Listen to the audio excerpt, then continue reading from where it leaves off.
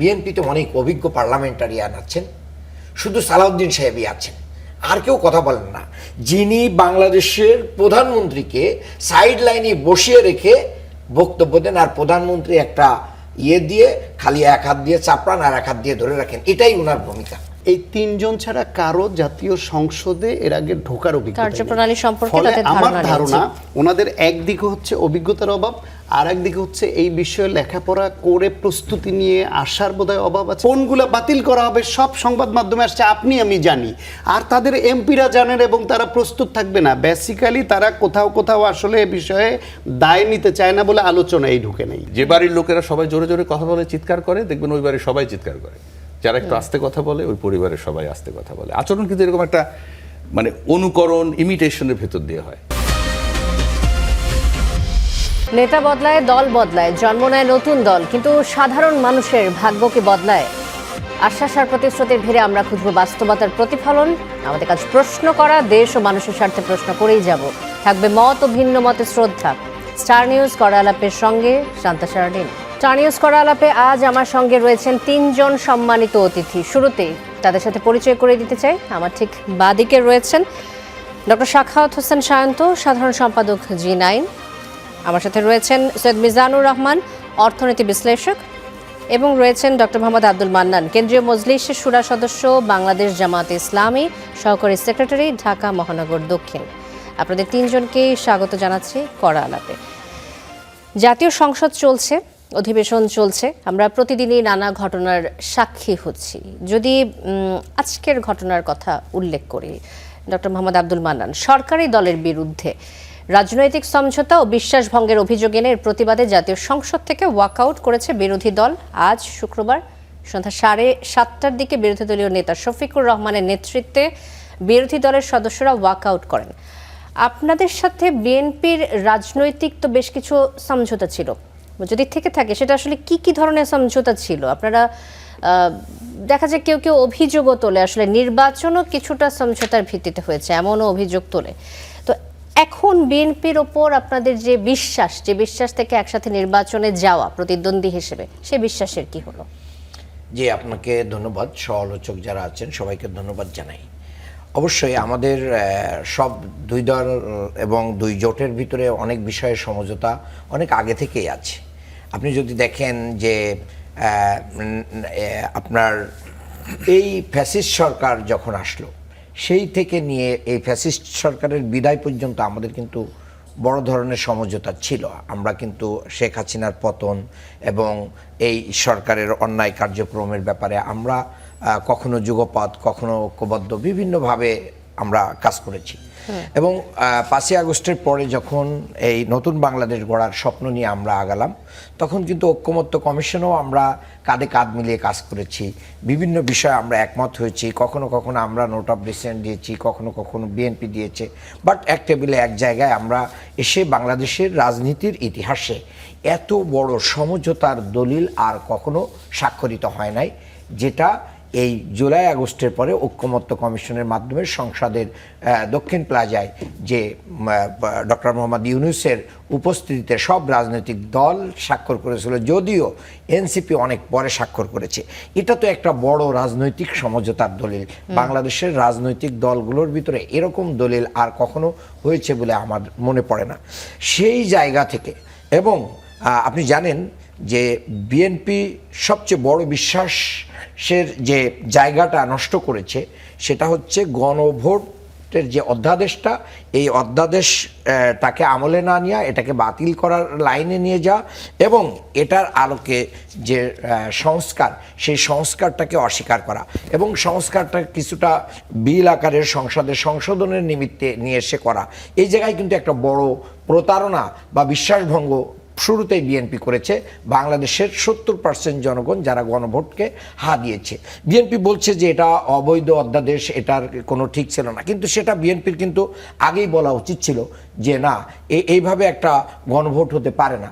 এরপরে এই গণভোটের পক্ষে তারেক রহমান বর্তমান প্রধানমন্ত্রী উনি ভোট চেয়েছেন এবং বিএনপির যে 31 দফা আছে এই 31 দফার ভিতরে জুলাই কিন্তু সনদে সংস্কার স্বাক্ষরের রয়েছে। পরও তো গণভোটের আয়োজন করা হয়েছে, তার মানে বিশ্বাসের ঘাটতি কিছুটা তো ছিল। হ্যাঁ ছিল, সেটাকে কনফার্ম করে সমঝোতার ভিত্তিতে এই গণভোটের প্রস্তাবক কিন্তু সালাউদ্দিন সাহেব, যে একটা গণভোটের মাধ্যম দিয়ে আমরা এটাকে কি করতে পারি, মানে বাস্তবায়ন করতে পারি। তো সেটা নিয়ে পরবর্তীতে দ্বন্দ্বটা ছিল কি যে আগে হবে গণভোট না একই দিনই হবে। পরে বিএনপির কথা মতোই কিন্তু একই দিনই হয়েছে। বাংলাদেশের জনগণ যদি বুঝতো যে বিএনপি এটাকে প্রতারণা করবে, এটাকে আইনের মানে বেড়া জলে দিয়ে এটাকে হ্যাঙ্গিং করে দেবে, এটা বাস্তবায়ন করবে না, তাহলে বিএনপির এই ভোট এবং এই ক্ষমতায় আসার ভাগ্য কি হতো এটা জনগণই নির্ধারণ করে দিত। এই জায়গায় একটা সমঝোতার জায়গা বিএনপি নষ্ট করেছে। আরেকটা আজকে যে কারণে ওয়াকআউটটা হয়েছে, দেখেন যে এই সংবিধান সংস্কারের জন্য একটা বিশেষ কমিটি হয়েছে, সেখানে সরকারি দল বিরোধী দল মিলেই আছে। সেই বিশেষ কমিটিতে যে বিষয়গুলো ঐক্যমত হয়ে এখানে উপস্থাপন হচ্ছে সংসদে, সেইগুলো যখন উপস্থাপনের পরে ট্রেজারি বেঞ্চ থেকে সরকারি দলের পক্ষ থেকে সংশোধনী আনা হচ্ছে, এটা মূলত আনা হয় বিরোধী দলের পক্ষ থেকে, কিন্তু সেটাও আবার অ্যাকসেপ্ট হচ্ছে এবং সেটা নিয়ে বিতর্ক হচ্ছে। এই জায়গায় এসে আমাদের আমিরে জামাত বলেছেন যে সমঝোতা যেটা মানে বিশেষ কমিটিতে হয়ে আমরা একমত হয়ে এটা উত্থাপন হবে, সেই জায়গাটা ওনারা বিশ্বাস ভঙ্গ করেছেন। সেই সমঝোতা ভঙ্গের কারণেই কিন্তু ওয়াকআউট করেছে। এবং আরো অনেকগুলো বিষয় ছিল যেগুলো তারা বিভিন্ন অধ্যাদেশের ভিতরে ঢুকিয়ে দিয়েছেন, দিয়ে বলছেন যে এগুলো উত্থাপিত হবে না। 133টার ভিতরে কিন্তু অনেকগুলো উত্থাপন হবে না। আইনমন্ত্রী ব্যাখ্যা দিচ্ছেন যে এটা কোনো না কোনো ভাবে অন্য অন্য অধ্যাদেশের ভিতরে ঢুকিয়ে দেওয়া আছে। আবার এই জিনিসগুলো কিন্তু টেবিলে দেওয়া হচ্ছে 2 মিনিট 3 মিনিট আগে, অথচ 2-3 দিন আগে দেওয়ার কথা। এই শত শত পৃষ্ঠা কোথায় কি হঠাৎ করে যদি বিশ্বাস ভঙ্গ করে 2-1 লাইন চেঞ্জ করে দেয়, 2টা শব্দ চেঞ্জ করে দেয়, এটা তো বোঝা সহজ ব্যাপার না। এই জায়গায় বিশ্বাস ভঙ্গ হচ্ছে, মানে আপনাদেরকে আগে জানানো হচ্ছে না, হঠাৎ করে উপস্থাপন করা হচ্ছে। জি, ডক্টর মোহাম্মদ আব্দুল মান্নান, আবার আসবো আপনার কাছে। ডক্টর সাখাওয়াত হোসেন শান্ত, এই যে বিশ্বাস ভঙ্গের অভিযোগ করা হচ্ছে বিরোধী দলের পক্ষ থেকে, সুস্থ স্বাভাবিক সংসদ অধিবেশন চালনার জন্য এটি কি খুব বড় অভিযোগ বলে আপনি মনে করছেন কিনা? খুব বাধাগ্রস্ত হবে কিনা সুস্থ স্বাভাবিক অধিবেশন চালানোর জন্য? এবং সেই সাথে বিরোধী দলের আপত্তির মধ্যে 2 দিনে মোট 41টি বিল পাশ করার ঘটনা ঘটেছে জাতীয় সংসদে, যেটি একটি ইতিহাস। একদিনে সর্বোচ্চ 31টি বিল পাশের নজির স্থাপন করা হয়েছে, যা দেশের সংসদীয় ইতিহাসের রেকর্ড। এখন বিরোধী দল এই যে বিএনপিকে যে সংসদকে যে রাবার স্ট্যাম্প বানিয়ে ফেলেছে বলা যায়, যে 2 দিনে 41টি বিলের গুরুত্ব আদৌ আসলে সরকার অনুধাবন করছে কিনা, নাকি সংখ্যার জেরে পাশ করে যাচ্ছে? আপনার কি মনে হচ্ছে সংখ্যার জোরেই কি এতগুলো বিল পাশ কিনা? আপনাকে ধন্যবাদ জানাচ্ছি এবং আমার 2 সম্মানিত সহ আলোচক এবং যারা শুনছেন সবার জন্য শুভেচ্ছা রইল। আপনাদের সবারই নিশ্চয়ই এটা জানা আছে এবং জানেন, আপনি নিজেও জানেন, জেনেই প্রশ্নটি করেছেন যে ইন্টারিম গভর্নমেন্টের সময় 133টা বিল অধ্যাদেশ হয়েছিল। এই অধ্যাদেশগুলো 30 কার্য দিবসের মধ্যে, সেটা শেষ হয় এই 10 তারিখ, আজকে শেষ হয়েছে, এর মধ্যে সংসদে উত্থাপন করে আইন আকারে পাশ করবে যে কটা, সে কটাই পাশ হবে, বাকি কয়টা ইনভ্যালিড হয়ে যাবে। সেই কারণে এর মধ্যে এই অধ্যাদেশগুলোকে আইনে পরিণত করা, পাশ করার একটা বাধ্যবাধকতা ছিল সরকারের বা জাতীয় সংসদের। শুধু সরকারের না, সকল সংসদ সদস্যরা মিলেই তো এটা মেজরিটি ভোটে পাশ হয়, আইন পাশ হয়। সেই হিসেবে এই অল্প সময়ের মধ্যে এই এতগুলো আইন পাশ না করে উপায় ছিল না। কিন্তু এই আইনগুলো পাশ করার জন্য এর আগে বিশেষ কমিটি করা হয়েছিল, সংসদীয় বিশেষ কমিটি। সেই বিশেষ কমিটিতে সরকার দলীয় সংসদ সদস্য অ্যাডভোকেট জয়নুল আবেদিন, যিনি সুপ্রিম কোর্ট বারের সাবেক সভাপতি, তিনি প্রধান ছিলেন এবং তার নেতৃত্বে এখানে সরকারি দল, বিরোধী দল, সব দলের এমপিদের নিয়ে সংসদীয় বিশেষ কমিটি হয়েছিল। সেই কমিটিতে এগুলি নিয়ে আলোচনা হয়েছে, সেই কমিটিতে এর উপরে সিদ্ধান্ত গ্রহণ করা হয়েছে কোন কোন পয়েন্ট তারা রাখবে না রাখবে, এর মধ্যে কতগুলো তারা পাশ করবে, সংসদ উত্থাপন হবে এবং পাশ করার জন্য পেশ করবে, কতগুলো তারা সংশোধনী সহ উত্থাপন করবে এবং কতগুলো তারা উত্থাপনই করবে না। 20টি উত্থাপনই করেনি এবং তার মধ্যে 4টা বাতিল বাতিল করার হয়েছে, সিদ্ধান্ত 16টা এখনো আছে। হয়েছে জি। এখন এই সিদ্ধান্তগুলো আগে সংসদীয় বিশেষ কমিটিতে নেওয়া, যেখানে জামায়াতের প্রতিনিধি যেখানে আছে, ফলে দল হিসেবে জামায়াত কিন্তু প্রত্যেকটা অধ্যাদেশ যা আইনে পরিণত হবে, কোনটা হবে কোনটা হবে না, সেখানে তাদের সম্যক ধারণা তাদের সকলের আছে। সুতরাং তারা জানে না, তারা সময় মতো বলতে পারছে না। তারা তো ওই যে তারা তো বলছেন হঠাৎ করে জাতীয় উপস্থাপন করা মুক্তিযুদ্ধ হচ্ছে। কাউন্সিল নিয়ে যে জামায়াত যে মুক্তিযুদ্ধের বাংলাদেশে মুক্তিযুদ্ধের বিরোধিতে পাকিস্তানের সহযোগী ছিল, ওই আইনটা যে পাশ হয়েছে ওইটা তো ঠিকই জানে, ওইটার ব্যাপারে তো তাদের প্রতিবাদ ঠিক ছিল। ডক্টর মোহাম্মদ ওইখানে তো আব্দুল তাদের, মান্নান বলছিলেন কিছুক্ষণ আগে তাদের যে 2-3 দিন walkout ঠিক ছিল। হঠাৎ করে উপস্থাপন করা হচ্ছে সংশোধনী সহ। এই যে আপনি বললেন মাত্র যে জামুকার বিলের কথা বললেন, এই বিষয়ে কি আপনারা জানতেন আগে থেকে? অফকোর্স এটা সংসদেই আমাদের যারা এমপি তারা কিন্তু, এবং বিরোধী দলীয় যিনি নেতা তিনিও কিন্তু বলছেন যে আমাদের সামনে কয়েক মিনিট আগে দেওয়া হচ্ছে, দিয়ে বলা হচ্ছে এটা। কিন্তু এটা যদি বিশেষ কমিটিতে ঐক্যমত হওয়াটা আসে, সেখানে কোনো অসুবিধা হয় না যে না আমরা এটা জানি, আমাদের সংসদীয় মিটিংয়ে এটা আলোচনা হয়েছে, আমরা এটা পাশ করব। না হলে তো একসাথে এতগুলো অধ্যাদেশ একদিনে কিভাবে পাশ হয়? এতগুলো বিল তো পাশ হওয়ার সুযোগ নেই।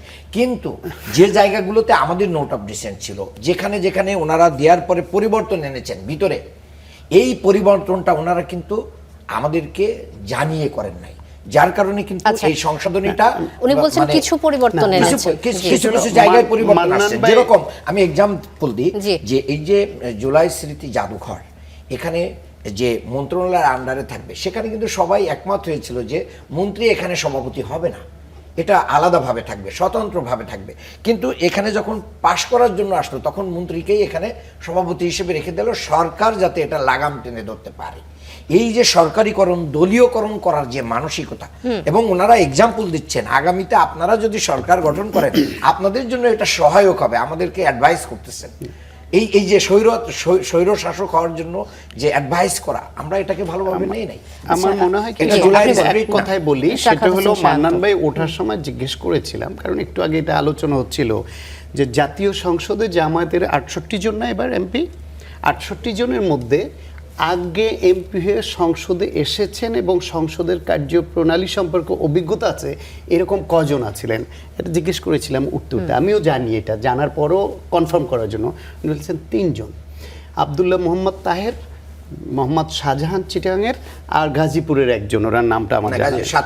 সাতক্ষীরা কাজী নজরুল। এই কাজী নজরুল, এই 3 জন ছাড়া কারো জাতীয় সংসদে এর আগে ঢোকার অভিজ্ঞতা নেই। কার্যপ্রণালী সম্পর্কে ফলে তাদের আমার ধারণা নেই। ধারণা ওনাদের একদিকে হচ্ছে অভিজ্ঞতার অভাব, আর একদিকে হচ্ছে এই বিষয়ে লেখাপড়া করে প্রস্তুতি নিয়ে আসার বোধহয় অভাব আছে, যে কারণে ওনাদের সময় না সদস্যরাই দিলে কি সংসদীয় করবে? আপনি কমিটিতে পেপার দিচ্ছেন জানেন, টেবিলে। তারা দলীয় প্রধানকে এবং শান্ত ভাই। সংসদ নেতাকে তারা জানাবে, তারা সার্বক্ষণিক প্রস্তুত থাকবে, কারণ তারাও জানে যে এই আইনগুলো 10 তারিখের মধ্যে পাশ করতে হবে। আচ্ছা। কোনগুলা পাশ করার জন্য উত্থাপন করা হচ্ছে, কোনগুলা সংশোধনী সহ হচ্ছে, কোনগুলা বাতিল করা হবে, সব সংবাদ মাধ্যমে আসছে, আপনি আমি জানি। আর তাদের এমপিরা জানেন এবং তারা প্রস্তুত থাকবে না। বেসিক্যালি তারা কোথাও কোথাও আসলে এ বিষয়ে দায় নিতে চায় না বলে আলোচনায় ঢুকে নেই। কোথাও কোথাও তারা এই যে জামুকার এই সেক্ষেত্রে যে ওয়াকআউট করা, এটাকে সমাধান হিসেবে নিয়ে নিচ্ছে। ওয়াকআউট এটা দেখাইতে হয়, ওই যে বলছে আমরা এর দায় নিতে চাই না, তাই আমরা ওয়াকআউট করতে বাধ্য হচ্ছি, ওয়াকআউট করছি। তারা মূলত তাদের মূল অ্যালার্জিটা জামুকা নিয়ে, আর কোনোটা নিয়ে বড় কোনো প্রতিবাদ কিছু তারা করে নাই। জি, ডক্টর মোহাম্মদ আব্দুল মান্নান, আমি আপনার কাছে আসছি, তার আগে আপনার উত্তরটা একটু শুনে নিই। এই বিষয়ে আর কিছু বলতে চান কিনা? এখানে আমাদের বিরোধী দলীয় নেতা সুস্পষ্টভাবে বলেছেন, একটা পেপার আসছে, সেই পেপারের ভিতরে কি আছে সেটা না পড়ে আমরা কিভাবে এটা হার পক্ষে বলবো না নার পক্ষে বলবো? এইটা না, বিশেষ কমিটির সদস্যদের মিটিং এর পরে যেটা চেঞ্জ করে নিয়ে আসতেছেন আপনারা নিজেদের মতন, এবং ওখান থেকে আনার পরে সংসদে নিয়ে আসবেন, এটা তো সংসদীয় নীতি না। শান্ত ভাই, এটা অবশ্যই আনা হয়েছে। সেই অভিযোগে, সেই বিশ্বাসভঙ্গের অভিযোগেই কিন্তু, সমঝোতা ভঙ্গের অভিযোগেই কিন্তু ওয়াকআউট করেছে। আচ্ছা, ধন্যবাদ। সৈয়দ মিজানুর রহমান, আপনার কাছে আসছি। এই যে বিরোধী দলের আপত্তির মধ্যেও 2 দিনে মোট 41টি বিল পাশ করার ঘটনাটি ঘটেছে, এবং যেটা আসলে দরকার ছিল, নাহলে বিলগুলো বাতিল হয়ে যেত। যেমনটা বলছিলেন 30 দিনের মধ্যে বিলগুলো পাশ হওয়ার ছিল। এত দ্রুত এই যে আইন পাশ হওয়ার ফলে কোনো নেতিবাচক প্রভাব কি আপনার চোখে পড়ে? সিভিল সোসাইটিকে এটা নিয়ে বিশ্লেষণ করার সুযোগ পেয়েছে কিনা? আমি সিভিল সোসাইটির ইনোসেন্ট প্রশ্ন আমার, কারণ আমি যখন সমঝোতার কথা শুনবো তখন আমি আশায় থাকবো যে সমঝোতায় সবচেয়ে সুন্দর সলিউশন হবে। আমি একজন সিভিল সোসাইটির রিপ্রেজেন্টেটিভ হিসেবে, একজন শিক্ষক হিসেবে, একটা সাধারণ মানুষ হিসেবে, জনগণ হিসেবে আমার জানতে ইচ্ছে করে যে এই যে সংসদে যে ঝগড়াঝাটি হচ্ছে এটা কি সত্যি সত্যি হচ্ছে, না আগে থেকে এগুলো নিয়ে আলোচনা হয়ে অলরেডি একমত হয়ে সমঝোতার একটা জায়গায় পৌঁছে গিয়ে তারপর আলোচনা হচ্ছে, সেটা আমার জানতে ইচ্ছে করবে না? আপনি এটা কেন থামাবেন? আপনি জি, আমি প্রশ্নের উত্তরটা নেই ডক্টর মোহাম্মদ আব্দুল মান্নান। জি, আমি মনে হয় যখন শুরু করেছিলাম আমি কিন্তু এই উত্তর দিয়েছি, ছাড় যদি আর একটু খেয়াল করতেন ভালো হতো। সেটা হচ্ছে, দেখেন, এই যে ঐক্যমত্য কমিশনের ঐক্যমতের ভিত্তিতে সকল রাজনৈতিক দলের সংসদে প্রতিনিধিত্ব করুক বা না করুক, এখন তো সংসদে প্রতিনিধিত্ব করছে যারা, আর এই ঐক্যমত্যটা কিন্তু হয়েছে কিন্তু ঐক্যমত্য কমিশনে, সেখানে কিন্তু অনেক দল ছিল যারা সংসদে আসে নাই, কিন্তু তাদেরও মতামত নেওয়া হয়েছে এবং ইন্টারিম গভর্নমেন্ট সেইগুলো অধ্যাদেশ আকারে কি করেছে প্রকার, সেটারই অনুমোদন হচ্ছে। সেইটাও যখন চেঞ্জ হয়ে পাশ করতেছে, সেই সমঝোতার বিশ্বাসভঙ্গটা হচ্ছে। আমি কিন্তু সেই দিকে ইঙ্গিত করেছি। কতটা চেঞ্জ হ্যাঁ, হয়েছে? কতটা চেঞ্জ হয়েছে? এই যে মুক্তিযুদ্ধ বিষয়ক চেঞ্জ হয়েছে, সংখ্যাটা গুম খুনেরটা জানেন কিনা? চেঞ্জ হয়েছে, সংস্কার কমিশন চেঞ্জ হয়েছে, বিচার বিভাগেরটা চেঞ্জ হয়েছে, এগুলো কি সংখ্যাটা এত জানেন কিনা? সংখ্যাটা আপনাকে আপনি আচ্ছা, দেখেন ডক্টর মোহাম্মদ এখন আব্দুল মান্নান, এখানে গতকাল জামাতের এখানে সংসদ গণভোটকে সদস্যরা, যারা অস্বীকার করে তাদের আর সংখ্যা দিয়ে বিচার করা যায় না। গতকাল জামাতের একসাথে সংসদ 84টা সদস্যরা, মানে বিষয় আমি আপনারা অস্বীকার একটু করে ফেলেন। আমি একটু যারা 70% মানুষের ম্যান্ডেটকে অস্বীকার করে তাদের কাছে আর কোনো কিছুর মানে জি, প্রয়োজন হয় না। গতকাল জামাতের সংসদ সদস্যরা স্থানীয় সরকার বিলের আলোচনায় অংশ নিয়ে পরে ওয়াকআউট করেছেন। জামাতে ইসলামের সংসদ সদস্যদের ওয়াকআউটের পর স্বরাষ্ট্রমন্ত্রী সালাউদ্দিন আহমেদ বলেছেন যে আইন প্রণয়ন প্রক্রিয়ার first reading, second reading, third reading এর পরও সব রিডিংয়ে ওনারা সহায়তা করেছেন, কিন্তু তারপরও সমস্ত প্রক্রিয়া অংশ নেওয়ার পর ওয়াকআউট করেছেন। এখন এই যে স্বরাষ্ট্রমন্ত্রী বলছেন বিরোধী দল বিল পাশে সহায়তা করেছে কিন্তু সেই বিলের প্রতিবাদে ওয়াকআউট করছে, এটার কি ব্যাখ্যা দেবেন? দেখেন, সবগুলোতে প্রতিবাদও করে নাই, সবগুলোতে ওয়াকআউটও করে নাই।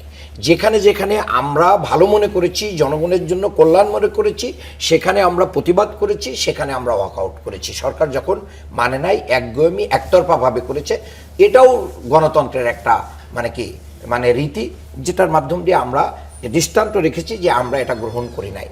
যেটা আজকে বিএনপি বলতেছে যে ঐক্যমত্য কমিশনে আমরা নোট অফ ডিসেন্ট দিয়েছিলাম, যদিও সেটা টেকে না, কারণ 70% মানুষ সমর্থন দিয়ে দিয়েছিল সেটা নোট অফ ডিসেন্ট ছাড়াই, কিন্তু তারা সেটা একবারে দিনে দুপুরের এই ভোটগুলোকে অস্বীকার করছে। কাজেই এটা সংসদীয় রীতির হিসাবই করছে। আর জামাত যদি সহযোগিতা বিরোধী দল যদি না করতো, তাহলে এই রেকর্ড, এই ইতিহাস মানে বাংলাদেশের পার্লামেন্টে তৈরি হতো না যে এতগুলো মানে বিল একসাথে পাশ হয়ে যায়। আচ্ছা, বিরোধী দলের এই অংশগ্রহণ ও বর্জন, এটা কি সবিরোধী রাজনীতি বলে মনে করেন কিনা? আপনাদের দুজনের কাছে আমার প্রশ্ন, শাখাওয়াত হোসেন শাহাত এবং সৈয়দ মিজানুর রহমান। প্রথমে আমি মিজান ভাইয়ের কথাটার উত্তর দিই একটু। এটা খুব গুরুত্বপূর্ণ। জাতীয় সংসদে যারা সংসদ সদস্য নির্বাচিত হন, এই যে আজকে কথা উঠছে যে 133টা অধ্যাদেশ, তার মধ্যে 120টি অধ্যাদেশ আইনে পরিণত হলো এবং সময়ের বাধ্যবাধকতায় মাত্র 30 কার্য দিবসের মধ্যে হতে হবে, যেটা এই 10 তারিখ আজকে ছিল শেষ দিন। তার মানে এটা করতে হয়েছে।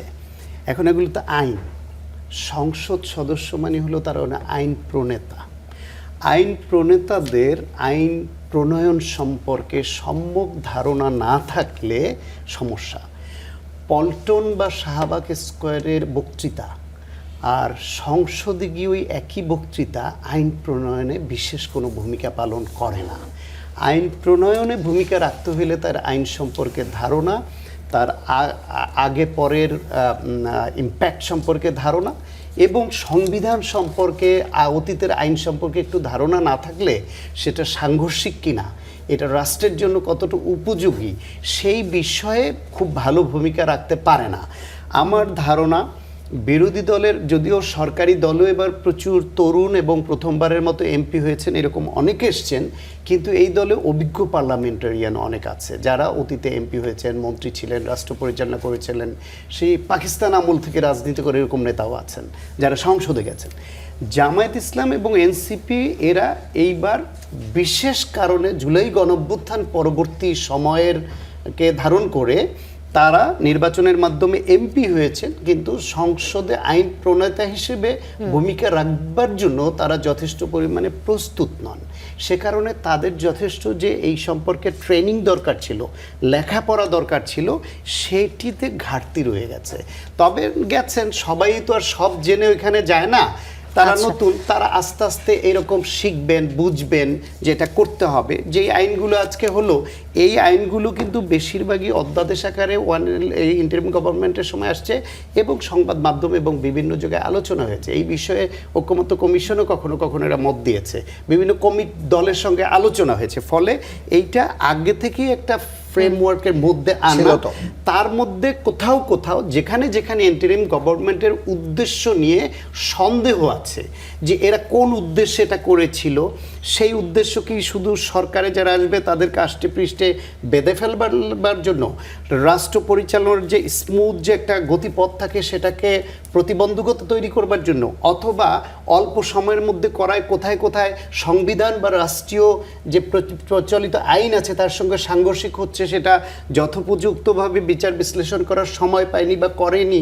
ফলে কোথাও কোথাও একটু পরিবর্তনের প্রয়োজন পড়েছে। সেই পরিবর্তনের সংখ্যাটা তো খুব কম সংখ্যায়, মাত্র 4টা মানে বাতিল আর 20টা হইল গিয়ে এরা তোলে নাই, বাকি সব তুলেছে এবং সংশোধনী এনেছে হাতে গোনা কয়েকটাই। অ্যান্ড বিরোধী দলের এই ব্যর্থতার কারণে সরকার এমনিতে তারা 2/3 মেজরিটি নিয়ে গেছে। 2/3 মেজরিটি নিয়ে সংসদে গেলে শুধু বাংলাদেশ না, পৃথিবীর সব দেশেই মাথায় একটু গরম কখনো কখনো হয় সরকারি দলের, এবং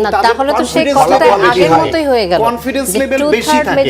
সেই অবস্থায় বিরোধী দলের যে যোগ্যতার পরিচয় দিতে হয়, বিরোধী দল আবার হয়ে গেছে চরম অযোগ্য, যে কারণে আমাদের একটু আশঙ্কা আছে সরকারি দলকেও রাষ্ট্রায়ত্ত হবে, বিরোধী দলকে আরো যোগ্যতর হতে হবে। সাখাওয়াত হোসেন শান্ত, আপনার কথা অনুযায়ী 2/3 মেজরিটি নিয়ে গেলে যদি সেই সরকারি দল যারা নিয়ে গিয়েছে তাদের মাথা একটু গরম হয়ে যায়, আপনি বলছিলেন, তো এখানে তো আসলে আরো বেশি দায়িত্বশীলতার পরিচয় দিতে হবে, এমনটা নয় কি? দিচ্ছে, চেষ্টা করছে তো। আচ্ছা, আমি আসছি আপনার কাছে মিজানুর রহমান, এই প্রশ্ন ধরে আপনার কাছে আসবো। এটা আমি বলতে চাচ্ছি, প্রথমে হচ্ছে ধন্যবাদ জানাচ্ছি যে দুজনই নিশ্চয়ই মেনে নিতে চেয়েছেন আপনারা যে আসলে আইন প্রণয়ন করবার জন্যে যে দক্ষতা লাগে, যে যোগ্যতা লাগে, সেটা আমাদের সংসদে যাবার আগে নাও থাকতে পারে, তবে সেটা অর্জন করার মধ্যে কোনো গ্লানি নেই, সেটার মধ্যে কোনো লজ্জা নেই, কারণ কোনো লজ্জা নেই, চেষ্টা থাকে। এখন এই যে দক্ষতা বা যোগ্যতার যে জায়গাটা, সেটা কিন্তু দুরকম হতে পারে। এখানে আছে যে বহুবার সংসদে এসেছে, বহুবার সংসদে আসা মানুষদের দ্বারাও এই রাষ্ট্র ক্ষতিগ্রস্ত হয়েছে। অর্থাৎ দক্ষতা বা যোগ্যতা বা অযোগ্যতা, সেটা নীতি নৈতিকতা বহু কিছুর সাথে কিন্তু সম্পর্কিত। তো আমরা শুধুমাত্র একটু সাবলেন, সেই ক্ষতিটা কিন্তু তাদের অজ্ঞতার জন্য না, শয়তানির জন্য। হ্যাঁ, এই শব্দটা আমার মুখে আসেনি, আপনি সেটা বলে দিলেন। তার মানে সে জায়গাটাও যথেষ্ট পরখ করবার আছে, যাচাই করবার আছে। আরেকটি বিষয় হচ্ছে যে একটা হচ্ছে স্থানীয় রাজনীতি আর একটা হচ্ছে বৈশ্বিক রাজনৈতিক অর্থনীতি। এই সংসদেই অনেক আইন, অনেক বিল, অনেক কিছু পাশ হয়ে যেতে পারে, বা আমাদের দেশ এখন যে অসুবিধার মধ্যে আছে সারা পৃথিবীতে, সকালবেলার একটা তথ্য বিকালবেলা দেখা যাচ্ছে বুমেরাং হয়ে যাচ্ছে। আমাদের একটা ভ্রমণ থেকে শুরু করে কোনো দ্বিপাক্ষিক বৈঠক থেকে শুরু করে প্রত্যেকটা জায়গায় কিন্তু মেধা খুব গুরুত্বপূর্ণ।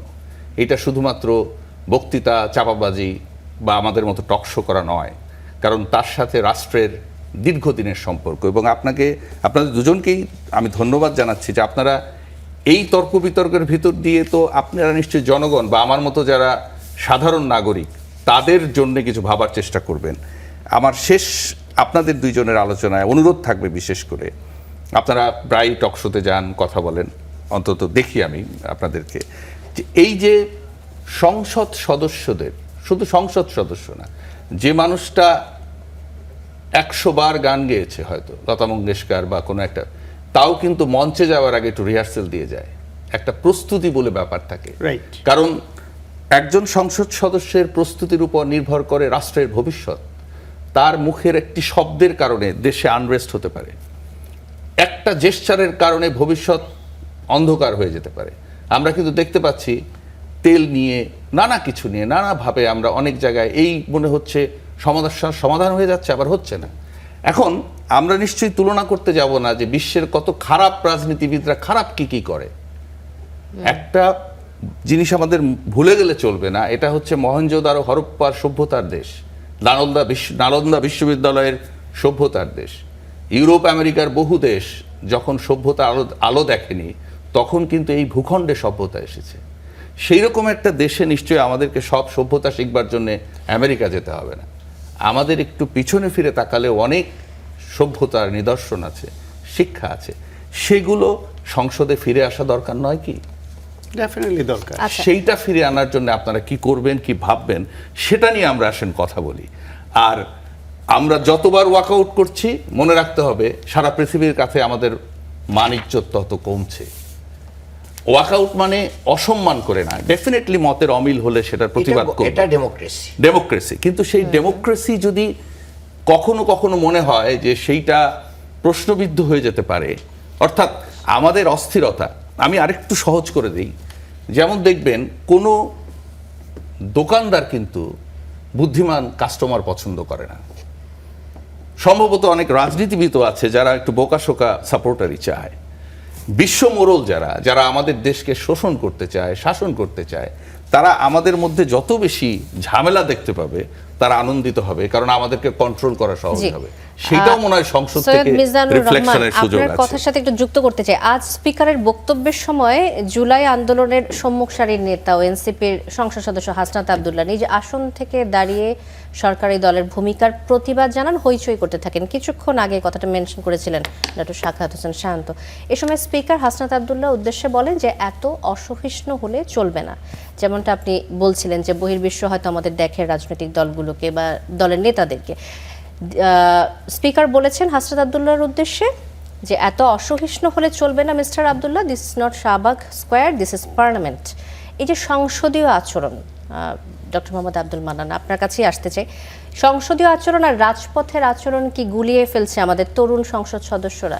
যেমনটা বলছিলেন মিজানুর রহমান যে আরও বেশি আমাদেরকে জেনে পরিমিত ব্যবহার, আচার আচরণ রাখতে হবে, এটার সাথে কি আপনি একমত কিনা? জি, অবশ্যই আমি একমত।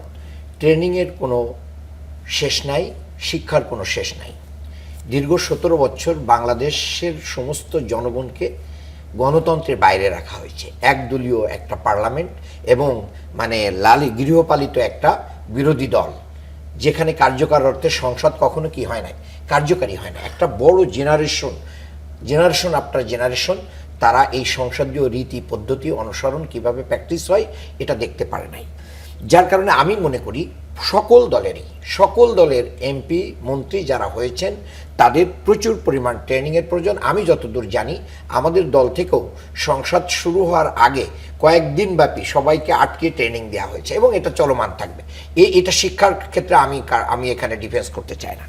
দুই নম্বর কথা হচ্ছে নিজেদের উদ্যোগে লেখাপড়াও সেটা তো করতেই হবে। যখন একজন ছাত্র দেখবে যে আমি ভালো করছি না, তখন সে পড়বে। তরুণ সংসদ সদস্য হাসনাত আব্দুল্লাহর আচরণ যদি আপনি একটু ব্যাখ্যা করেন যে এটা আসলে কেমন সংসদীয় আচরণের মধ্যে পড়ে, এটাকেও রিসিভ করা দরকার ছিল।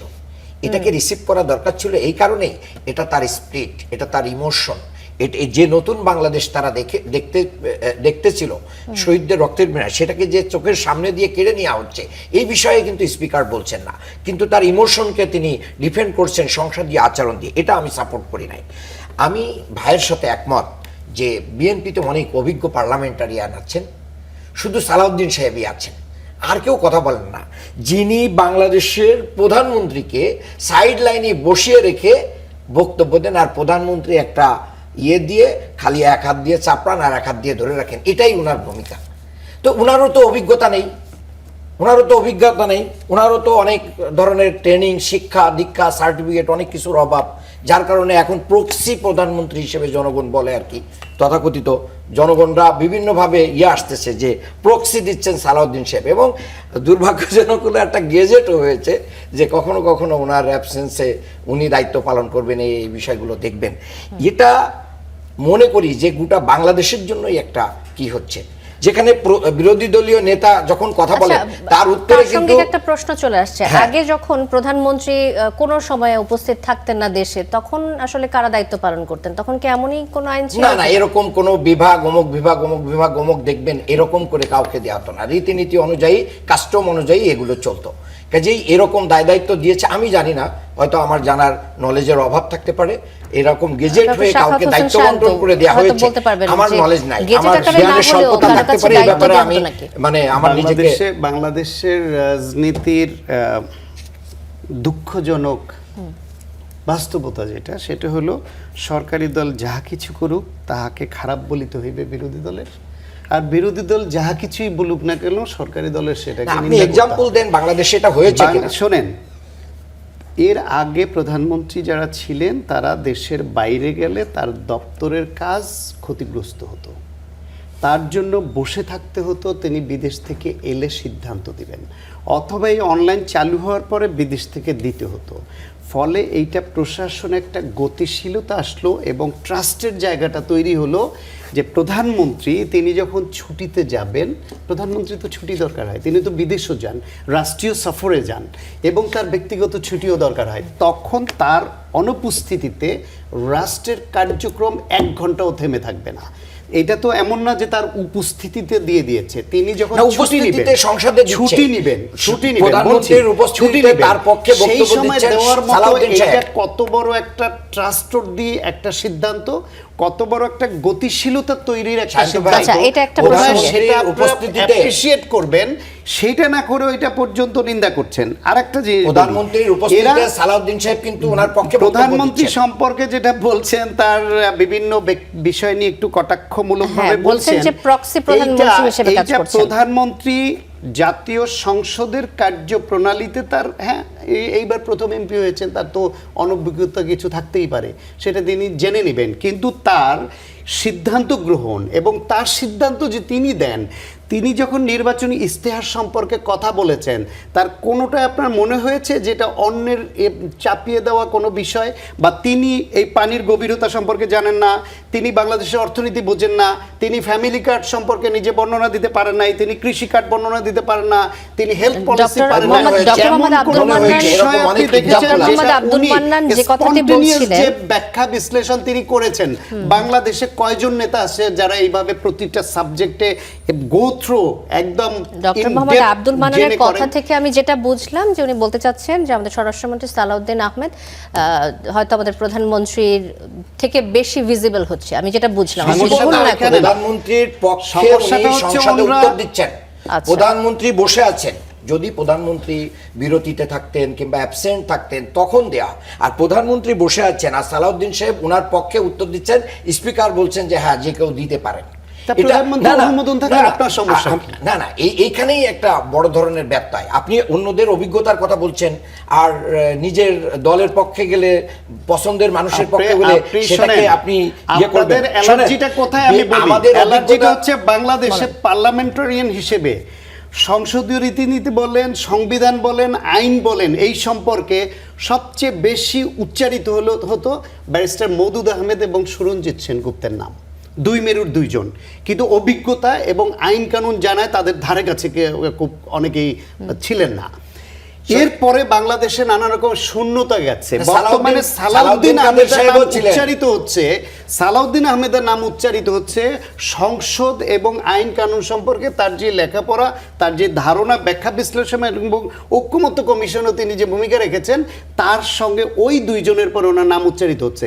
এখন উনি যখন লজিক্যালি ফাইট দিচ্ছেন, লিগালি ফাইট দিচ্ছেন, জামাতের কেউ বা ওনাদের এমপিরা কেউ তো পড়ালেখা করেন না, জানেনও না, যে কারণে মাত্র আপনার 133টার মধ্যে 20টি তো উত্থাপনই হয় নাই, 98টা হুবহু অপরিবর্তিত অবস্থা অধ্যাদেশ আইনে পরিণত হয়েছে, মাত্র 15টায় সংশোধনী হয়েছে, যেটা ওনাদের সদস্য ছিল না জানেন, ওই 15টা লেখাপড়া করে আসতে পারেন নাই। এবং সালাউদ্দিন আহমেদের সঙ্গে যখন কথাই পারেন না, আইনমন্ত্রীর সঙ্গে যখন কথাই পারেন না, তখন ওনারা টার্গেট করেন যে সালাউদ্দিন আহমেদই সব বলবেন কেন, তার কোনটা রীতি ভঙ্গ করে হচ্ছে, কোনটা আইন ভঙ্গ করে হচ্ছে, পারলে সেটা বলেন। যদি প্রধানমন্ত্রীর অনুমোদন থাকে, তার কোনো কলিগকে দিয়ে তিনি বলাতে চান, আপনার অসুবিধা কোথায়? শান্ত ভাই, প্রধানমন্ত্রীকে সব বলতে হবে। আমি জাস্ট আপনার অসুবিধা কোথায়? দেখেন, আসলে তো মূল বিষয়টা একজন মন্ত্রী সংসদে বলেই দিয়েছেন, বিএনপি কিছু প্রতিবাদও করে নাই যে ডক্টর ইউনূস সাহেব লন্ডনে যে ট্রফি দিয়ে মোটামুটি ক্যাপ্টেনের কাছে ট্রফি দিয়ে আসছে সেইভাবেই হয়ে গেছে। আর মূলত আমাদের লোকদের একটাই আমি অভিজ্ঞতার অভাব, সেটা দেখছি যে বিএনপির যে সততা, যে দ্বিচারিতা, এটা তাদের ধরার অভিজ্ঞতা নেই। আর সবকিছু 15টা সংশোধনীতে আপনারা এই দাঁড়াইতে সততা, পারলেন এই না। প্রতারণা, এই আবার বলেন আমাদের না জনগণকে জানিয়ে ধরেছে। ঠকানোর যে মানে মুখে একটা আর অন্তরে আরেকটা, এইটা ধরার অভিজ্ঞতা বিরোধী দলের নাই। জি, আর সৈয়দ এটা বাংলাদেশের জনগণেরও নাই। সৈয়দ মিজানুর জনগণেরও নাই। সদস্যদের উপস্থিতি। সৈয়দ মিজানুর রহমান, আপনার কাছে আসতে চাই। এই যে দুই দলের মন্তব্য আমরা শুনছিলাম যে স্পিকারের কথা থেকে হাসরাত আব্দুল্লাহর উদ্দেশ্যে এরকম বক্তব্য, আচরণ, সংসদীয় আচরণ ঠিক করার প্রত্যাশা যেমনটা আসছে, এবং সেই সাথে ডক্টর মোহাম্মদ আব্দুল মান্নান যেমনটি বলছিলেন যে আমাদের প্রধানমন্ত্রীকে হয়তোবা তিনি আরও বেশি কথা বলতে আশা করেছিলেন, কিন্তু সেক্ষেত্রে স্বরাষ্ট্রমন্ত্রীর বক্তব্য বেশি চলে আসে। তো এই আচরণগুলোকে আপনি কি বলবেন, এবং এই ব্যাখ্যা চাই আপনার কাছে যে কোন দলের আচরণ আপনার কাছে ঠিক মনে হচ্ছে? সংসদীয় আচরণ নিয়ে কথা হচ্ছে। অনেক ধন্যবাদ। সংসদীয় আচরণের আগে আমি আচরণ নিয়ে কথা বলি। আচরণ বিজ্ঞান সম্পর্কে আমার একটু পড়াশোনা আছে। আচরণ নিয়ে যখন আমরা কথা বলি, এর একটা বই আছে, আনসাইন্টিফিক বিহেভিয়ারাল সায়েন্স, অর্থাৎ আচরণ বিজ্ঞানটা আসলে অবৈজ্ঞানিক, আনপ্রেডিক্টেবল। অর্থাৎ মানুষ যখন আচরণ করে তখন সেটা কি হবে এটা কেউ বলতে পারে না। ধরেন আমি এখন আপনার সাথে কি আচরণ করব, আপনার এই প্রশ্নের আপনি জানেন না। আমি উদাহরণটা খুব প্রপারলি দেওয়ার জন্য, এবং সেই বইয়েরই বা অন্য একটা বইতে আমি পড়েছিলাম মানুষের যে অ্যাটিটিউড বা যেটাকে আমরা আচরণ বলি বাংলায়, সেইটা আমাদের তো আচরণটা তৈরি হয় ইমিটেশন থেকে। অর্থাৎ আমরা ধরেন যারা বরিশালে জন্ম হয়, অভিব্যক্তি, হ্যাঁ, মানে attitude। এটা আমরা অ্যাটিটিউড, বাবা মা যেভাবে তাকায়, যেমন behavior আমাদের যেমন হচ্ছে দেখবেন আচরণ। এই ভূখণ্ডের বাচ্চাদের কথা শিখতে একটু সময় লাগে, এবং কথার মধ্যে একটু আধো আধো বল থাকে, কারণ আমরা ছোটবেলায় বাচ্চাদের আদর করি, উঁচু চুচু চু উঁচু কুচু কুচু, তো ওরা ওইভাবে দেখবেন যে এরকম করে। পৃথিবীর বহু দেশে শিশুদের সাথে স্পষ্ট ভাষায় কথা বলতে শেখায়, যাতে ওরা শুরু থেকে ওইভাবে, কারণ এটা তো আমার বাবা মা আশেপাশের লোকজনের কাছ থেকে শিখি। যে বাড়ির লোকেরা সবাই জোরে জোরে কথা বলে, চিৎকার করে, দেখবেন ওই বাড়ির সবাই চিৎকার করে। যারা একটু আস্তে কথা বলে, ওই পরিবারের সবাই আস্তে কথা বলে। আচরণ কিন্তু এরকম একটা মানে অনুকরণ, ইমিটেশনের ভেতর দিয়ে হয়। তো ওই বইতে একটা লেখা ছিল যে attitude is a kind of মানে reflection of so many animals, তার মধ্যে ডগিটিউড, ক্যাটিটিউড। মনে করেন আপনি আমাকে একটা কথা বললেন, আমিও আপনার সাথে ওইভাবে উত্তর দিলাম, ঠিক মানে প্রাণীরাও কিন্তু এটা করে। দেখবেন কেউ যে কথা বললো, আপনি কি খ্যাকের জবাবে খ্যাক করে খ্যাক খ্যাক করে। আপনি আমাকে বললেন যে এই কেমন আছেন, আপনি কেমন আছেন, বেড়ে গেল। এবং নিউটনের গতিসূত্রেও দেখবেন যে প্রত্যেকটা ক্রিয়ার একটা সমান বিপরীত প্রতিক্রিয়া আছে। ঠিক আছে, মজার ব্যাপার হলো এই সমান এবং বিপরীত প্রতিক্রিয়ার যে জায়গাটা, সেইটা এমন সোশ্যাল সায়েন্সে সেটা আবার আরো উদ্ভট। যেমন আমাদের এখানে বলি না যে ইটকেলটি মারলে পাটকেলটি খেতে হয়, জি। এই পাটকেল কিন্তু ইটকেলের আরো একটা বিকৃত রূপ, এবং এটা অনেক শক্ত হয়, আপনি জানেন। এটা ওই যে পায়ের ঝামা বলে, ঘষে টসে গ্রামে বলে, ময়লা পরিষ্কার। হ্যাঁ। তো ইটকেলের চেয়ে পাটকেল অনেক বিটকেল, এবং সেটা অনেক কষ্টকর। তো সেই বিবেচনায় সোশ্যাল সায়েন্সে যদি এটা বলি, তাহলে ধরেন কাউকে আপনি একটা ধমক দিলে সেটা ঘুষি মারতে পারে, আপনি কাউকে ঘুষি মারলে সে একটা লাথিও মারতে পারে। না, সে লাঠি দিয়ে আঘাত করতে পারে, লাঠি মারলে তার জবাবে চাকু মারতে পারে, চাকুর জবাবে গুলি হতে পারে। এই তো আমার মনে হয় যে আপনি আচরণ বিজ্ঞানটা বুঝে গেছেন। তো সেই বিবেচনায় শুধু সংসদে না, সমস্ত জায়গায় আসলে আচরণ বিজ্ঞান নিয়ে ভাবার আছে। রিভেন্স নেভার বিন ইকুয়াল, এটা এক্সাজারেটেড। এইটা আসলে আমরা এখানে টকশোতে বসে কোনো সমাধান করতে পারবো না। এইটা সংসদীয় আচরণ কিনা এটা সংসদ বুঝবে। আচ্ছা, এই যোগ্যতা আসলে আমাদের নেই। অর্থমন্ত্রীর একটা মন্তব্য নিয়ে আসতে চাই। আমির খসরু মাহমুদ চৌধুরী বলেছেন যে সরকার দেশের অর্থনীতিকে একটি অগ্রসর, অন্তর্ভুক্তিমূলক, টেকসই রূপে গড়ে তুলতে দৃঢ় প্রতিজ্ঞ। 2034 সালের মধ্যে এটিকে $1 ট্রিলিয়ন অর্থনীতি অর্জনের লক্ষ্যে কাজ করছে সরকার। আমাদের যে বর্তমান অর্থনৈতিক অবস্থা, সেই অর্থনৈতিক অবস্থায় ব্যাংক খাতের সংস্কার না করে, বিভিন্ন ইন্ডাস্ট্রি রয়েছে সেগুলোর ঠিকঠাক মতো মেরামত না করে বা কাজের জন্য উন্নয়নশীল না করে, এই যে $1 ট্রিলিয়ন অর্থনীতি অর্জনের লক্ষ্য, এটা কি আপনার কাছে মনে হয় না যে অনেক বেশি প্রত্যাশা? দেখুন, এটা আমি বলি যেহেতু আমি অর্থনীতির ছাত্র, তো সেই বিবেচনায় আমার মাথায় মাঝে মাঝে অনেক কিছুই কাজ করে। একটা কথা হচ্ছে যে সরকার, রাষ্ট্র এই দুটো কিন্তু ভিন্ন জিনিস। রাজনীতি যারা করেন, মানে রাষ্ট্রের দায়িত্বে সরকার গঠিত হয়, এক এক সময় এক এক দল সমঝোতা করে রাষ্ট্রে যায়। এখন এই রাষ্ট্রের যে সিদ্ধান্তগুলো সেগুলো সরকার নিয়ে থাকে, যে যখন যে সরকার থাকে সেই জায়গায় এক একটা লক্ষ্য থাকে, $1 ট্রিলিয়ন করব, ব্যাংক দেখবো না শিক্ষা দেখবো। যেমন এখন দেখছি শিক্ষা খাতে খরচ বাড়ানোর কথা উঠছে। একটা জিনিস হচ্ছে, প্রথম কথা হলো ইদানিং কি খেয়াল করেছেন, একটা নিউজ খুব ছুটে বেড়াচ্ছে যে ব্যাংক লেনদেনের উপরেও একটা ট্যাক্স বসবে। এনবিআর একটা প্রস্তাব দিয়েছে এরকম, আমি দেখেছি নিউজে আছে, যে ব্যাংকের যে লেনদেন হবে তাহলে দেখা যাবে কি, দেখেন এটা নিয়ে অনেকে বলছে তাহলে ব্যাংকে টাকাই রাখলাম না, তাহলে কি হবে? অর্থাৎ একটা সিদ্ধান্ত, একটা কথা, আমার একটা লক্ষ্য থাকবে, কিন্তু সেইটা ইকোনমিক্যালি কিভাবে ভায়াবল হবে সেটা তো অন্য ব্যাপার আসলে। এবং সেই জায়গাটায় যেটা অভিজ্ঞতাটা একটু আগে আপনারা বলছিলেন, শুধু সংসদীয় আচরণের জন্যই তো ট্রেনিং লাগবে না। Economic pattern, economic behaviour, economic development, একটা দেশের সরকার যদি মুনাফার দিকে মনোযোগ দেয়, এটা মনে রাখবেন, এই কথাটা আমার কথা না, এটা অধ্যাপক শামসুল আলম প্রায়ই বলেন, জ্বালানি বিশেষজ্ঞ, যে একটা সরকার যদি মুনাফাখোর হয় তাহলে জনগণেরও বিপদ আছে, এবং যে রাজনৈতিক দল ক্ষমতায় সরকার চালিয়ে রাষ্ট্র পরিচালনা করবেন তারাও বিপদে পড়বেন, কারণ জনগণ থেকে বিচ্ছিন্ন হয়ে যাবেন। যেমন রাষ্ট্র বিদ্যুৎ, গ্যাস, জ্বালানি এই সমস্ত জায়গায় যদি কস্ট টু কস্ট চলতে না পারে, না করে যখন মুনাফার দিকে যায়, সেইখানে প্রজাতন্ত্রের যে কর্মচারীরা যুক্ত থাকে তারা তখন ওই মুনাফা ভোগ করতে গিয়েই কিন্তু সমস্ত দুর্নীতির উৎপত্তিটা হয়। তো সেই জায়গায় আসলে সিদ্ধান্ত নেওয়ার যদি বড় ব্যাপার থাকে, যে লক্ষ্যমাত্রায় যেতে চাক সরকার, সেই লক্ষ্যমাত্রায় যেতে হলে আসলে সরকারের সবচেয়ে বড় প্রয়োজনীয় জিনিস, যেটা প্রয়োজনীয় সিদ্ধান্ত, দরকার হলে সংসদে এসে সব দল যদি একসাথে বলতে পারে যে সরকার মুনাফাখোর হবে না, সরকার মুনাফার দিকে যদি নজর দেয়, তাহলে সেই সরকার রাষ্ট্র থেকে জনগণকে আলাদা করে ফেলবে, এবং রাজনীতিবিদরা অনেক সময় বুঝতেই পারে না যে তারা কিভাবে বিচ্ছিন্ন হয়ে যায়। এখানে শুধু একটা কথা আমি যুক্ত করতে চাই, যেটা আমি একবার বলবার চেষ্টা করেছি, যে বৈশ্বিক রাজনৈতিক অর্থনীতি নিয়ে যারা মাথা ঘামায় তাদের কাজ হচ্ছে জনগণ থেকে সরকারকে বিচ্ছিন্ন রাখা যায় কিনা। যে কারণে ওয়ার্ল্ড ব্যাংক, IMF সহ বৈশ্বিক যে সাহায্যকারী সংস্থাগুলো, তারা সব সময় দেখবেন মানে সরকারকে মুনাফাখোর বানানোর জন্যে নানা ধরনের প্ররোচনা দিয়ে থাকে, বুদ্ধি পরামর্শ দিয়ে থাকে, কনসালটেন্সি দিয়ে থাকে। ওইটা যদি বুঝতে না পারে সরকার, তাহলে রাষ্ট্রের সাথে যে দূরত্বটা তৈরি হয়, মানে রাষ্ট্র যে বিপদে পড়ে এবং সরকারের সাথে জনগণের যে বিচ্ছিন্নতাটা তৈরি হয়, সেই জায়গাটায় আসলে যে কোনো কমিটমেন্টই ফেল করতে পারে। আর যদি বিচ্ছিন্নতা না থাকে, তাহলে কিন্তু রাষ্ট্রের জনগণ খেয়ে না খেয়ে অর্ধ পেটা হয়েও লেগে থাকবে, কারণ সে জানে যে তার সরকার মুনাফা করে না। জি, ধন্যবাদ। তার ভবিষ্যৎ আছে। আবার আসবো আপনার কাছে, ডক্টর সৈয়দ মিজানুর রহমান। ডক্টর মোহাম্মদ আব্দুল মান্নান, এই প্রসঙ্গে আপনার কাছে আসতে চাই যে এই যে যেমনটা বলছিলাম যে ব্যাংক খাতের নাজুক অবস্থা এবং আমাদের বিভিন্ন ইন্ডাস্ট্রির দেখা যাচ্ছে অনেক সময় বন্ধ হয়ে যাচ্ছে বিভিন্ন সমস্যার কারণে, এসবে নজর না দিয়ে যে $1 ট্রিলিয়ন অর্থনীতি অর্জনের লক্ষ্যমাত্রা, আমাদের দেশের মতো একটি দেশে এই মুহূর্তে $1 ট্রিলিয়ন অর্থনীতি আপনার কাছে অনেক বেশি মনে হয় কিনা? অনেক কিছু দেখেন, আমি উচ্চাকাঙ্ক্ষার আভাস পান কিনা এই বিষয়ে? স্যার যেটা বলেছেন, আমি স্যারের কথাকে সমর্থন করি।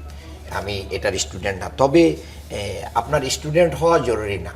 আপনি লক্ষ্যমাত্রাটা যখন মানে আন্দাজের উপরে ঘোড়া দৌড়ায় না, এই কথাটা বাংলাদেশের গ্রাম বাংলায় আছে।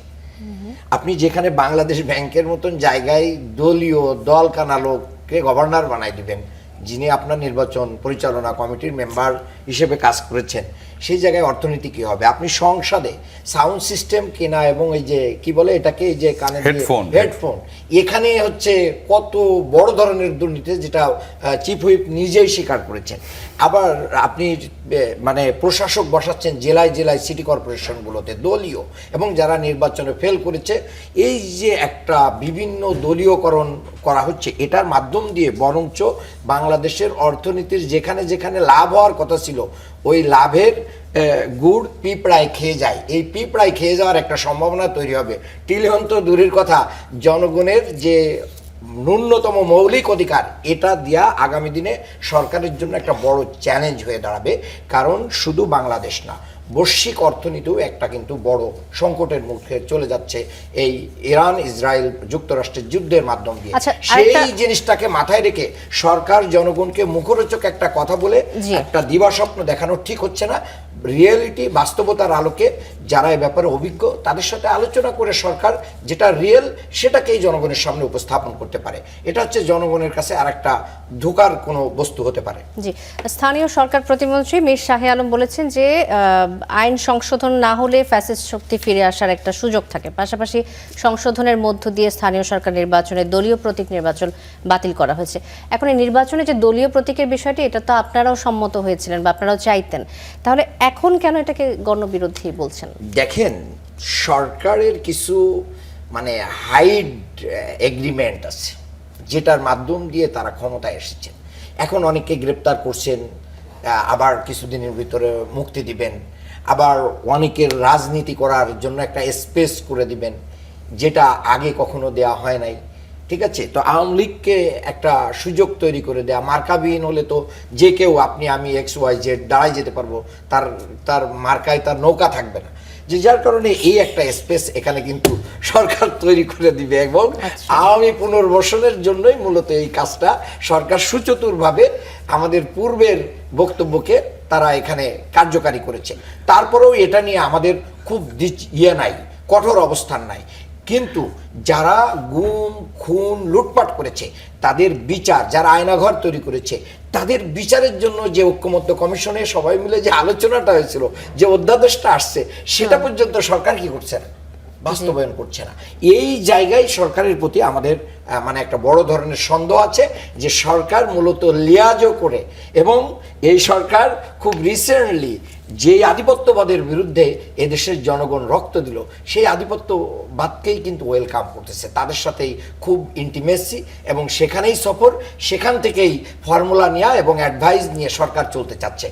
এটার মাধ্যম দিয়ে বোঝা যাচ্ছে যে বাংলাদেশের জনগণের ভাগ্যে যাই হোক না কেন, আমরা আমাদের ক্ষমতাকে কি করতে চাই, সুসংহত করতে চাই।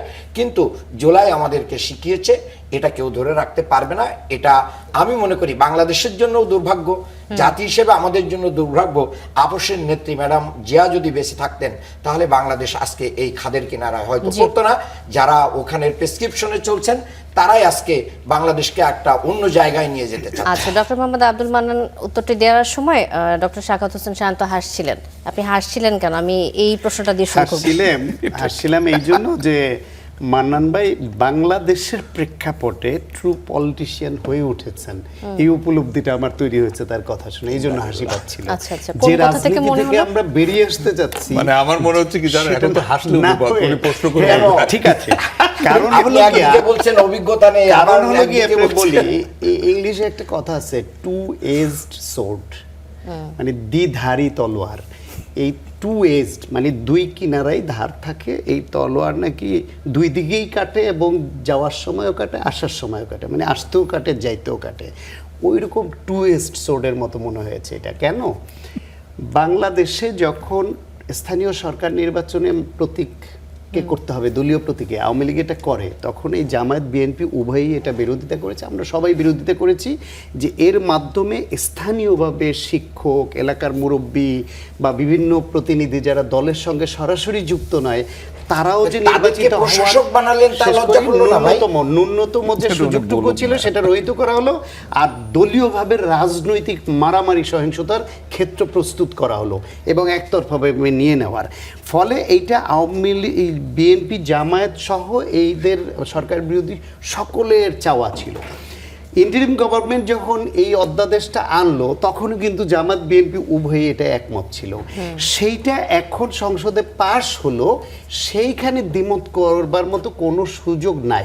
শুধু ওই যে বলছি সরকার করছে মানে এটার বিরোধিতা আবার না, করতে হবে, ঠিক এবং না। ওই টু এজড সোর্ডের মতো আচ্ছা, আপনি বলছেন বলতে যে হবে। বিরোধী তলে দল তলে কিছু হিসেবে বরং পারফর্ম করার আলোচনার জন্য। জায়গা কোথায় সেটা হচ্ছে গিয়ে এই ব্যাপারে আওয়ামী ফ্যাসিবাদ বিরোধী প্রত্যেকেই ব্যাপারে একমত যে দলীয় প্রতীকে স্থানীয় সরকার নির্বাচন হওয়া উচিত নয়, সেটাই হয়েছে।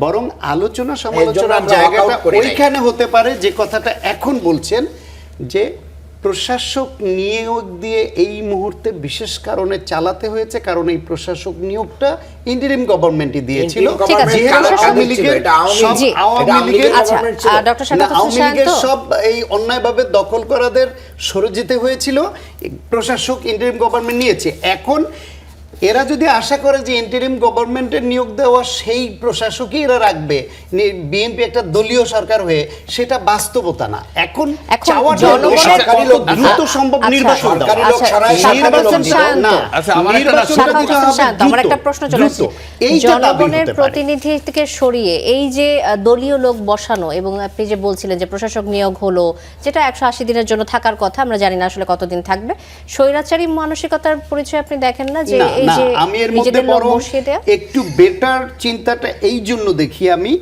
যে আমলারা অধিকতর দুর্নীতিগ্রস্ত এবং আমলাদেরকে তখন পদায়ন এবং বিভিন্নভাবে এম্পাওয়ার্ড করা হয়েছে ইন্টারিম গভর্নমেন্টের সময় বিভিন্ন গোষ্ঠী পরিচয় দেখে।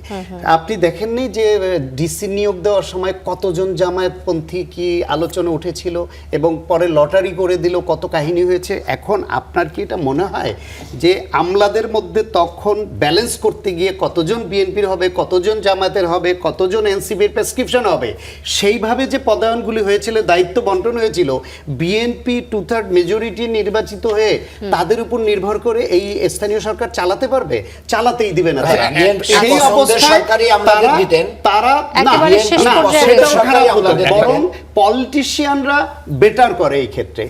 আমার দাবিটা হচ্ছে এই যে 180 দিনের জন্য নির্বাচনটা যেন এর মধ্যে হয়, ঘোষণা হয় বা দ্রুত হয়, সেই ব্যাপারে বিরোধী দল চাপ প্রয়োগ করুক আমিন পড়লাম যে আপনার উপস্থিতি। স্থানীয় সরকার নির্বাচনটা যেন একটা জিনিস দ্রুত আমি দেওয়া বুঝতে হয়। পারি জি, না, একটা মিজানুর জিনিস রহমান। জাস্ট একটা প্রশ্ন দুজনের কাছে আপনাদেরকে, আপনারা যেহেতু জায়গাটা যাবেন, যে এইখানে বেতন কিন্তু খুব একটা বেশি না কোথাও, না না, তাহলে এইটা নিয়ে আমাদের এত কারাকারি কেন? এই প্রশ্নটাই কিন্তু আমি এই করেছি। কারাকারিটাই রাজনীতি। হ্যাঁ, এখন সেটা কি রাজনীতি নাকি অর্থনীতি এটা না সরকার ব্যবসা? না, একটু রাজনীতি। একটু আমাকে বলতে দেন, এটা কি রাজনীতি, অর্থনীতি না ব্যবসা? বিশেষ করে যেটা আমি আজকে অনুষ্ঠানের মাধ্যমে বলছি, জি, জি। যে সরকার মুনাফা করবে না সরকারি প্রতিষ্ঠান বা সরকারি অর্গানগুলোতে, এরকম একটা সিদ্ধান্তে কি সংসদ একমত হতে পারে না? আপনার কাছে সংসদে আছেন আপনারা, বা এরকম একটা জিনিস নিয়ে কি ওয়াকআউট করা যায় না? সরকার মুনাফা করবে না, সরকার যে প্রতিষ্ঠানগুলো চালায়। আচ্ছা, একেবারে শেষ পর্যায়ে রয়েছে, আমাদের সময় শেষ। সরকার যে প্রতিষ্ঠানগুলো চালায়, এর যত জায়গায় মুনাফার সুযোগ আছে, সমস্ত প্রতিষ্ঠানগুলোতে সরকারকে লস দিতে হয়, ভর্তুকি দিতে হয়। এটা দুর্ভাগ্যজনক, শুধুমাত্র দুর্নীতিগ্রস্ত লোকরা এটা কিন্তু চালায় বলে। সেটা- দেখেন, সরকার মানে মুনাফা করার প্ল্যান রেখে এটাকে ভর্তুকি দিয়ে বাঁচায় রাখতে হয়। একবারে রেল যদি বলেন, বিমান বলেন, তারপরে যত সরকারি এই যে বিআরটিসি গাড়ি বলেন, সমস্ত জায়গায় সরকারকে হাজার হাজার কোটি টাকা ভর্তুকি দিতে হয়। ভর্তুকি অথচ কে এখানে দেয়? কে দেয়? জনগণের টাকা tax। দিয়ে দেয়, কিন্তু জনগণের টাকা। সেটার মোটিভ, প্রতিষ্ঠানের হ্যাঁ, মোটিভ যদি কিন্তু মুনাফা না হয়, তারপরে গাড়ি বেচে খেয়ে ফেলবে। একেবারে শেষ পর্যায়ে বুঝছেন? রয়েছে। দুর্নীতিবাজ দিয়ে না, এটা আপনি- করা আপনার যায়। কাছে ছোট্ট। সৎ মানুষ, আমি একমত আপনার সাথে, বাস, কিন্তু হয়ে সৎ গেছে। মানুষ দিয়ে সম্ভব, এটা দুর্নীতিগ্রস্ত সে মানুষ মানুষ দিয়ে সম্ভব। পরে মুনাফা করতে পারবে না। না, মানুষ ভালো না হলে তার কাছে তো আপনার পুরোটাই না, বেচে মুনাফা খেয়ে না ফেলবে। থাকলে তো ওই মানুষ আসবেই না যার মুনাফা না, জি। মুনাফা টাকা নাই। তো বিভিন্ন অসংখ্য রকম- ধন্যবাদ আপনাদের তিনজনকে, হ্যাঁ, ডক্টর শাখাওয়াত হোসেন শান্ত, ডক্টর মোহাম্মদ আব্দুল মান্নান এবং সৈয়দ মিজানুর রহমান, তিনজনকে ধন্যবাদ অসংখ্য আপনাকেও। ধন্যবাদ।